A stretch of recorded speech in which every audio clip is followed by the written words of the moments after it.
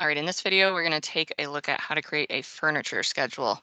So I'm going to go ahead and add in some furniture from my insert tab.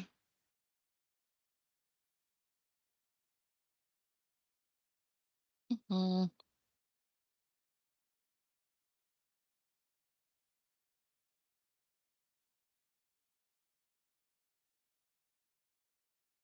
Just kind of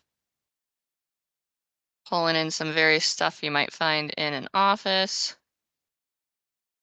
Oh, that's fun. Why not? All right.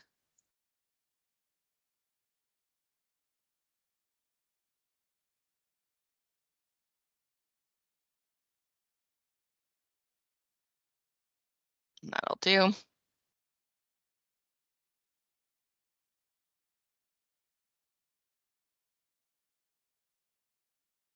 All right, so I'm going to use my component command, shortcut CM, start to, lay out some of this furniture so we can tag it. See if I want a chair with that. I'm just using spacebar there to flip it. Let's say I got this spacing just right on this first one, which it'll do.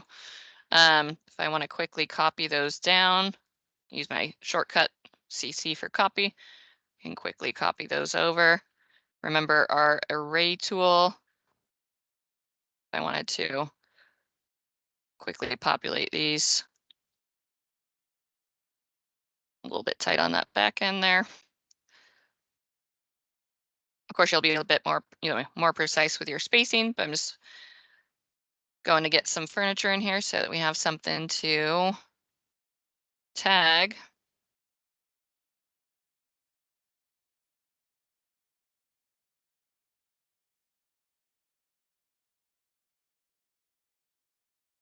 There were some lot files. Where was the desk here?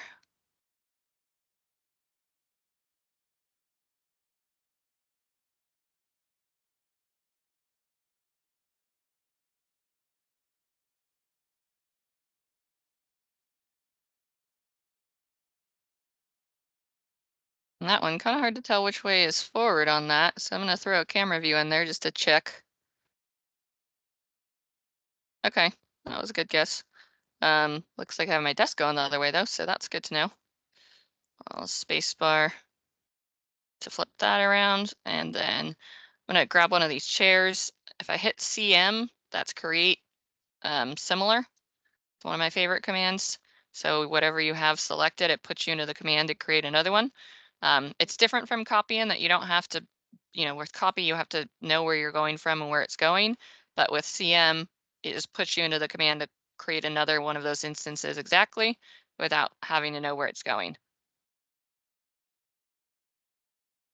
Throw some side chairs in there. Guess this office should really have a door over here, huh? All right. I'd always move this. I don't want to have an annotation over furniture or blocking something in my view. If I want to select these two, I could quickly copy those over. And those aren't quite on the wall either. Let's adjust that because we went through that. That's the wrong shortcut.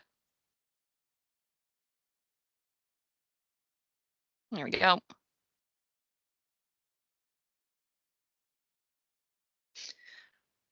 All right, I think that's enough for us to tag some furniture here. So I'm going to go to my architecture annotate tab, and I'm just going to say tag all. I'll look for furniture.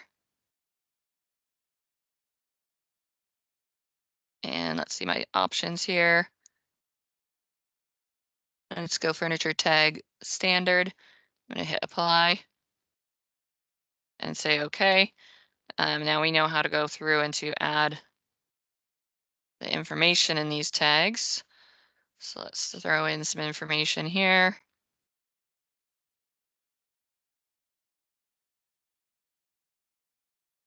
This can be our C2.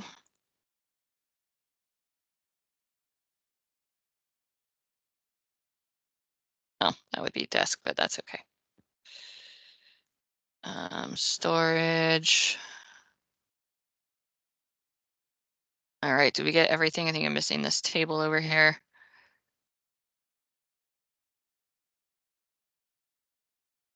Okay, there we go. So now I'm gonna go to my view tab, schedules, schedule quantities.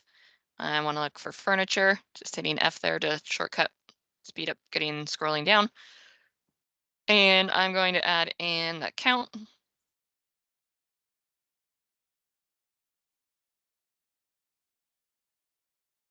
And then we can add in the description. And we want to make sure that we add in the tag, the mark. Make sure we have the right ones here. Let's check that out. I'm going to say OK. Okay, so mark is wrong. I think that must be type mark. Let's go check that. And a way to check that if you need to, you can always check the parameter assigned in the family. Or you can also just do this and explore. There we go. So we've got a T1. The description, I went with description, so you can input your own title in here. If you need a reference for what those are, you can always add the family and type parameter in over here. It's just that normally I don't like, normally like the name of the Revit family isn't what I'm going to use to describe it over here. So you could use this one, but if you need to customize anything, you can add a description in here for, what that would be. So, 'cause maybe your task chair, side chair, task chair, there might be a side chair with um, casters or, whatever that naming convention is. If you use the description one, you can customize it versus it just being the name of the family. So you have options there. If you don't want something, a field in here, you have two options. You can either come in here and remove it like this, or undo that. You can also just select it and hide the column. So that means it's still in here as a resource and can be used. It's just hidden away. So right now you can see that this is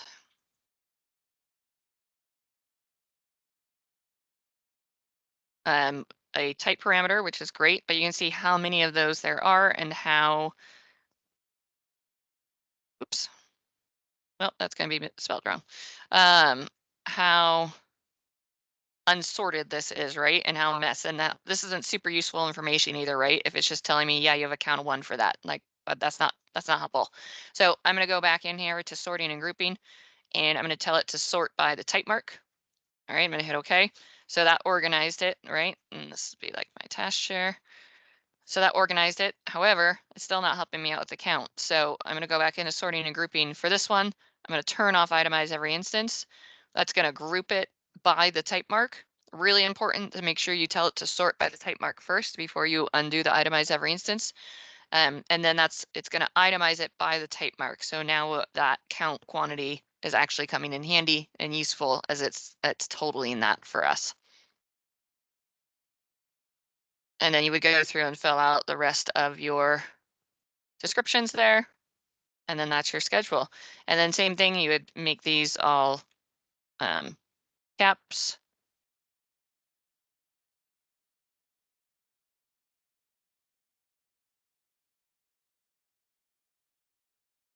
And I always do for this too. And if you want to adjust the appearance, you can do that. All right, and then same thing as the finish schedule.